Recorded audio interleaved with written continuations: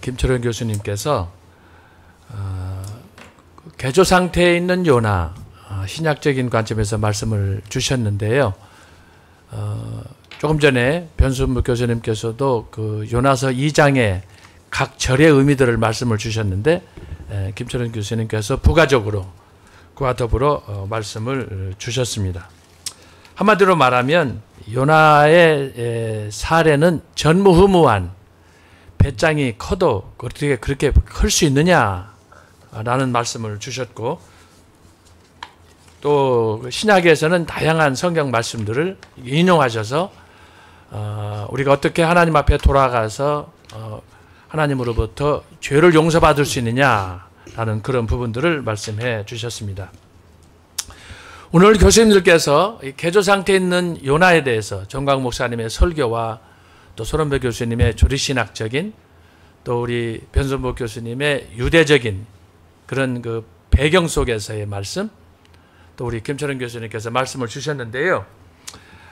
저는 오늘 이 말씀을 들으면서 하나님의 특별한 소명을 받은 선지자라고 하면 구약시대로 말하면 사실 대단한 그 위치에 있지 않습니까? 요즘으로 말하면 뭐 목사라고 할 수 있는데, 요새는 목사가 너무 흔해 빠져가지고 목사를 분별할 수 없는 그런 상황이지만, 사실 구약시대에 지금부터 한 2500년 전후로 소위 왕국시대에서 이제 소위 포로기 시대로 가면서 이제 많은 대선지자들, 소선지자들이 등장해서 계속해서 쟁점으로 그들이 외쳤던 것은 뭐냐? 너희들이 하나님의 은혜를 왜 배신하느냐? 돌아오라! 라고 하는 메시지가 계속해서 선포된단 말이죠. 근데 오늘 선지자 요나 같은 경우에는 어떤 면에서 구약에 나타난, 교수님들이 말씀했지만 선지자, 그러니까 선지자라고 할 때는 모든 유대인의 공동체, 선택받은 공동체 가운데 대표라고 할 수 있는데, 어떻게 그 선지자가 하나님의 소명을 받고 더욱 헌신하고 하나님 앞에 충성해야 될 텐데 어떻게 하나님하고 맞짱을 뜰 수 있느냐, 이런 극한의 대립적인 상황으로 간단 말이죠. 그래서 저는 오늘 이 말씀을 들으면서 무슨 생각을 했느냐, 이것은 단순한 요나 선지자의 사건이 아니다. 하나님께서 천지만물을 창조하시고 첫사람 아담에게 명령을 주셨어요. 지상 명령을 주셨음에도 불구하고 그 아담이 정면으로 반대하는 거 아니에요? 제가 볼 때 선지자 요나가 받은 사명하고는 비교할 수 없는 거예요. 이 사례가 너무 중요하기 때문에 사도 바울이 로마서 5장에서도 뭐 전체적으로 그렇습니다만, 특별히 로마서 5장에서 아담 한 사람의 범죄로 인류가 어떻게 됐는가, 그러나 예수 그리스도가 제2의 아담으로 오셔서 어떤 일을 성취하셨는가를 대조적으로 말씀하신단 말이죠. 그래서 저는 오늘 여러분에게 함께 나누고 싶은 말씀은 뭐냐, 개조 상태에 있는 요나를 우리가 하나의 모델로 보면서 결국은 저와 여러분의 실상을, 이 범죄하고 타락하고 부패한 이런 실상을 우리가 좀 더 내면적인 모습들을 구체적으로 살피는 것이 중요하다라는 것을 깨닫게 되었습니다. 여러분, 우리가 요나를 통해서 반면교사합니다. 그는 당대 최대의 선지자였어요. 그런데 그 선지자가 하나님의 명령을 거부하고 딴짓하는 거예요. 오늘 이 말씀을 보면 지난주에도 살폈습니다마는 시편 139편에 특별히 7절, 8절, 9절에 보면은 그런 고백을 해서 한번 읽어보고 지나가겠습니다. 시편 139편 7절, 8절 보겠습니다. 결국은 저와 여러분은 하나님의 손에서 벗어날 수 없는 거예요.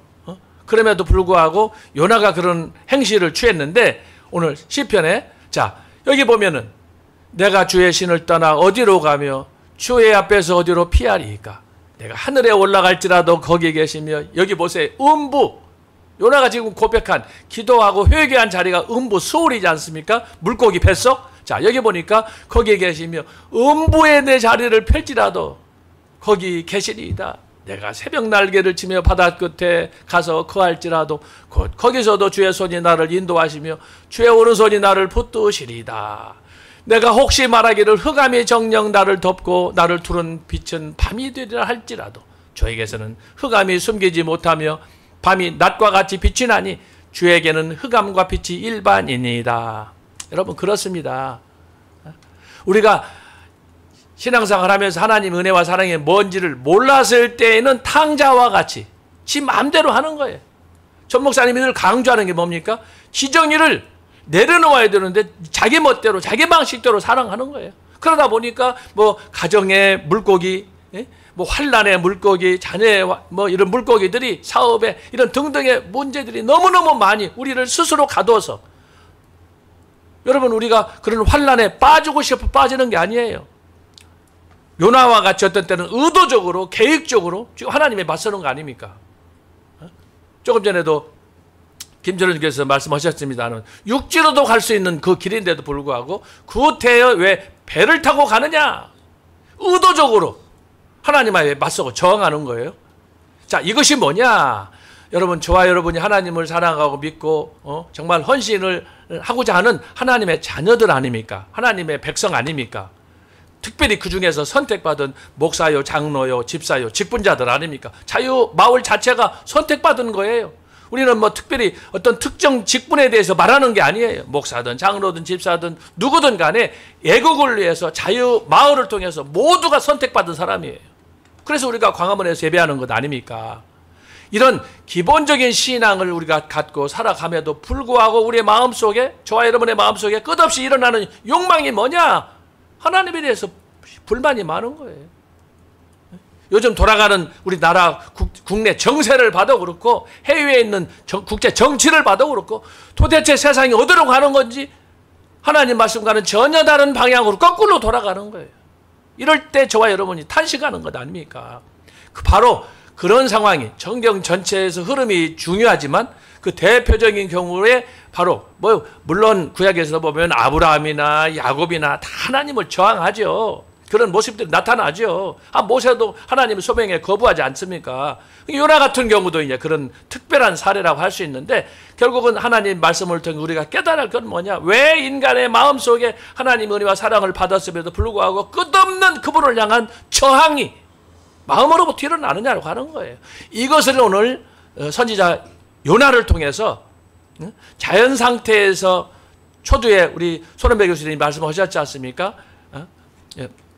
그런 자연 상태에서도 하나님의 은혜를 받았음에도 불구하고 아직 거듭나지 못한, 하나님의 소명에 응답하지 못하는 안타까움을 말씀해 주셨는데, 저와 여러분이 늘 머문 자리가 바로 그 자리라 이 말씀입니다.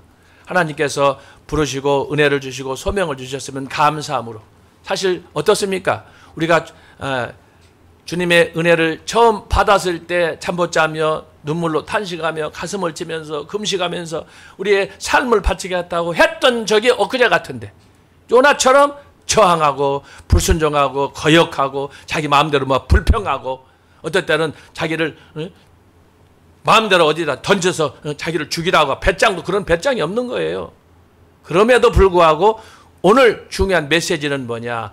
그가 하나님의 그 끝없는 사랑의 줄로, 그 포로에서 벗어나지 않고 궁극적으로는 그 하나님의 그 사랑을 입고, 그래서 큰 물고기 뱃속에서 들어가서 그가 그곳에서 놀라운 그런 은혜를 체험하는 그런 상황을 우리가 오늘 살펴보았습니다.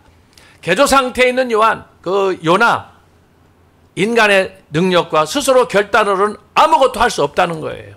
그럼에도 불구하고 이런 몹쓸 선지자임에도 불구하고 하나님께서 그를 끝까지 추종하시고, 요나는 하나님을 놓았을지 몰라도 하나님은 그를 놓지 않고, 조금 전에 우리가 시편 139편 7절, 8절, 9절, 12절 읽었지 않습니까? 어디를 간들, 여러분 그 말씀 속에서 하나님이 나를 얼마나 사랑하시는가, 그분의 사랑에, 그분의 임재에 여러분들이 감사할 수 있는 그런 시간이 되었으면 좋겠습니다.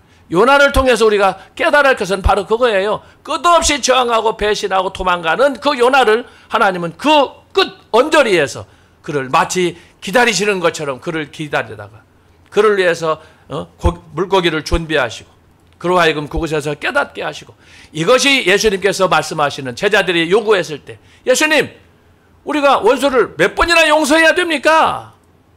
여러분 무한대로 70번씩 7번이라도 용서하고, 그래서 하나님의 사랑을 그들에게 나타내 주어라 라고 하는 이 복음의 메시지, 이것이 바로 아가페적인 사랑 아니겠습니까? 나는 하나님을 버릴 수 있어도 하나님은 나를 버리지 않는, 끝까지 십자가에서 달려 돌아가시는 그 아가페 사랑, 사랑할 수 없는 사람도 사랑하시는 그 사랑, 그 사랑에 저와 여러분이 포로가 되어야 될 줄로 믿습니다.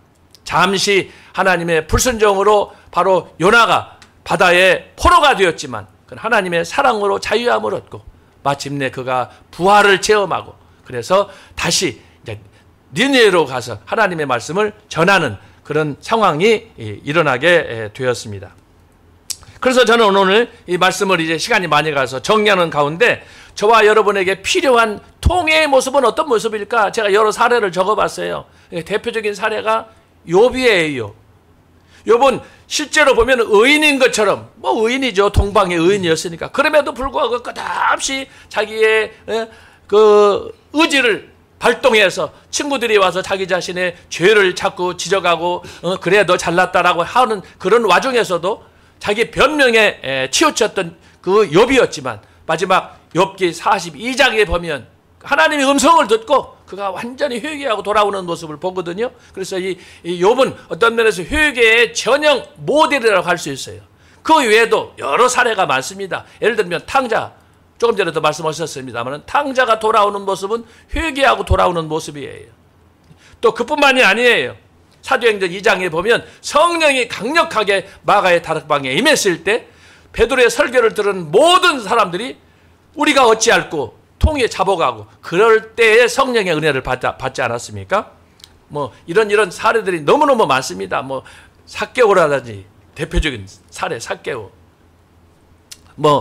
어떤 여인들 또 여러 질병에 걸렸던 사람들 다양한 사례 백부장 이런 사례들이 많이 있습니다만은 회개의 원리는 단순합니다. 단순히 죄를 뉘우치고 후회하는 것이 아니라 그것을 인격적인 하나님 앞에서 내어놓고 자기의 자신의 실체를 고백하는. 조금 전에도 변선별 교수님께서 미시나 말씀도 하시고 또 이렇게 구약적인 관점에서 쭉 회개의 과정들에 대해서 설명하셨는데 여러분 그 과정 절차가 꼭 도구마식으로 절차상으로 중요한 건 아니에요. 한순간에 나타날 수도 있는 것이고 이것이 또 때를 따라서 좀 딜레이 되는 그런 상황에서 일어날 수가 있지만 중요한 건 뭐냐? 마음의 변화를 받는 거예요. 한번 성경 찾아보겠습니다. 로마서 12장 1절 2절입니다.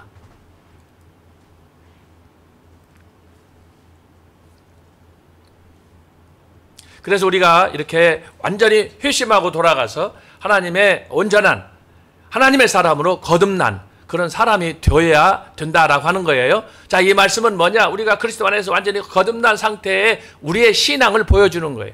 그러므로 형제들아 내가 하나님의 모든 자비하심으로 너희를 권하노니 너희 몸을 하나님이 기뻐하시는 거룩한 산 제사로 드리라. 이는 너희 드릴 영적 예배니라.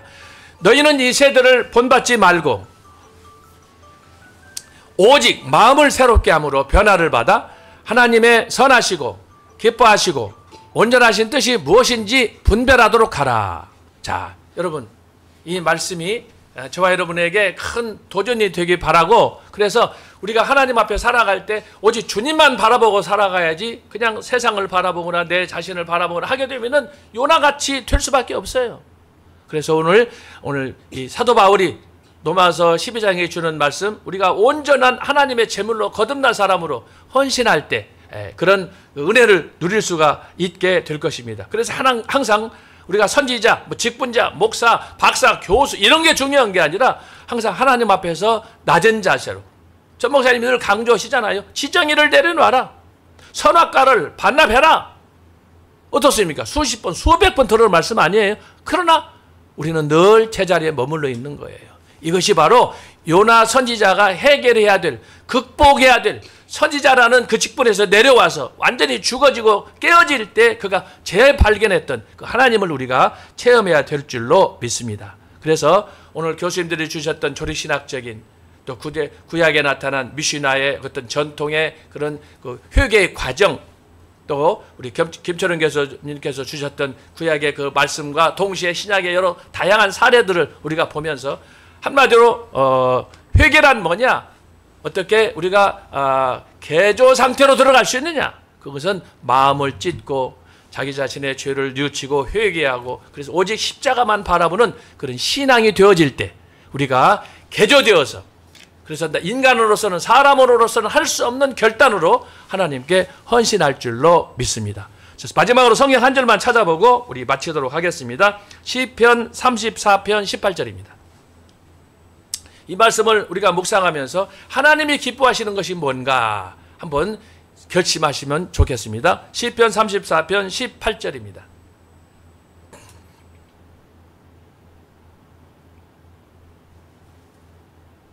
자, 잘 보십시오. 여호와는 마음이 상한 자에게 가까이 하시고 중심에 통회하는 자를 구원하시는도다. 의인은 고난이 많으나 여호와께서 그 모든 고난에서 건지시는도다. 그 모든 뼈를 보호하시며 그 중에 하나도 꺾이지 아니하도다. 여기까지만 읽겠습니다. 그렇습니다.